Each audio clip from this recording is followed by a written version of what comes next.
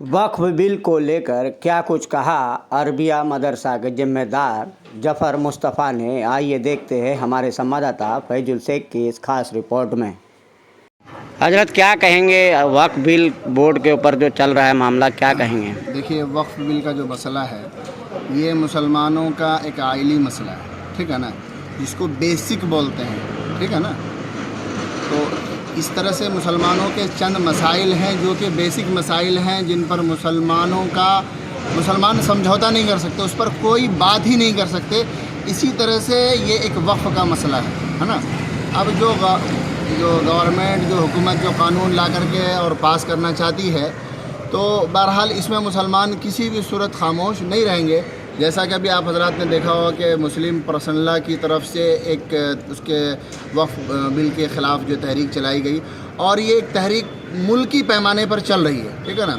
अभी ये तहरीक ख़त्म नहीं हुई बल्कि अभी शुरू हुई है। और मैं आपसे मैं ज़िक्र कर दूँ, आपसे ये कह दूँ कि इंशाअल्लाह बहुत जल्द, अब चूँकि ईद ख़त्म हो गया कल, अब 1-2 दिन के बाद इंशाअल्लाह भागलपुर में भी ऐसी तहरीक चलेगी और बड़े पैमाने पर तहरीक चलेगी इंशाअल्लाह। जिस तरह से कि आपने देखा होगा 2020 में NRC और CA, 19 में NRC और CA के ख़िलाफ़ जिस तरह से भागलपुर में एक बहुत बड़ा एहतजाजी रैली निकला और फिर जुलूस हुआ, ये सारी चीज़ें हुई, बड़ी बड़ी मीटिंग्स हुई। तो इंशाअल्लाह वक्फ बिल को लेकर के भी इंशाअल्लाह भागलपुर की सरज़मीन बड़ी ज़रख़ेज़ सरज़मीन है यहाँ की, तो इंशाअल्लाह भागलपुर की सरज़मीन से भी ऐसी तहरीकें चलेगी और इंशाअल्लाह इसके फ़ायदे होंगे और एक मौअस्सर तहरीक चलेगी। जिस तरह से 2019 में NRC और CA में सब तरह के लोग जो एक प्लेटफॉर्म पे जमा हो गए थे, न कोई पार्टी वार्टी का कोई मसला नहीं था, कोई JDU से, कोई किसी भी पार्टी से कोई लेना देना नहीं, भाई अपना मसला था, अपने मसले पर सब एक जगह जमा हो गए थे। तो इसी तरह इंशाअल्लाह इस पर भी लोग जमा होंगे और लोगों को हम लोग कोशिश कर रहे हैं अवेयरनेस की, जो है लोगों को बेदार करने की, लोगों तक बात पहुँचाने की कोशिश कर रहे हैं, क्योंकि बहुत से लोग हैं जिनको नहीं मालूम है कि असल मसला क्या है। तो इसलिए जो है उलमा की कोशिश हो रही है कि इस तरह की बातें हो और मसाजिद में खुसूसन जुमा के दिन जो इस पर बातें हो रही है और हम लोग भी बात कर रहे हैं।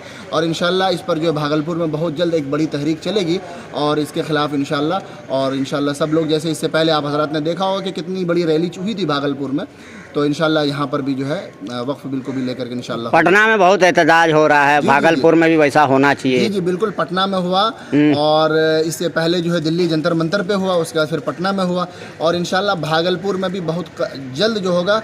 और जिस तरह से जंतर मंतर का पर जो एहतजाज हुआ, इसी तरह से फिर पटना में जो एहतजाज हुआ गर्दनी बाग में, है ना, तो उसके जो नताइज जो निकले हैं हुकूमत को पर, जिस तरह का जो मैसेज गया है, इंशाअल्लाह भागलपुर की सरजमीन से भी ऐसे ही पैगाम, ऐसा ही मैसेज जाएगा हुकूमत तक कि जो है कि लोग बेदार हैं, लोग नहीं चाहते हैं कि आप इस तरह के कदम उठाएं। क्योंकि अगर आप यहाँ जो बिहार की जो गवर्नमेंट है नीतीश कुमार, अगर ये मरकज़ का अगर सपोर्ट करेंगे, अगर उनके साथ खड़े होंगे, तो ये ऐसे ही होगा गोया कि आग से खेलने के मुतरादिफ जो है ये बात होगी।